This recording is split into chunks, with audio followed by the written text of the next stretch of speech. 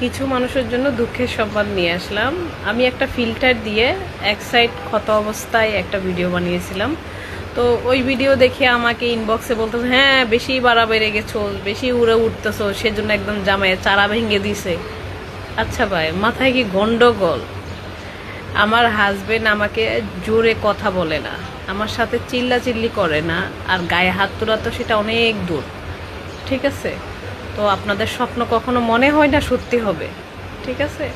তো যারা খুশি হয়েছেন তাদের এই খুশিটা আমার আসলে শেষ পর্যন্ত বন্ধ করার জন্য ভয়েসটা দিচ্ছি। তো আপনারা স্বপ্নেই দেখবেন আমার হাজব্যান্ড আমাকে মেরেছে, কেটেছে, এটা সেটা হাবিজাবি। ঠিক আছে? আর যদি এটা প্রুফ নিতে চান, প্র্যাকটিক্যাল আসেন।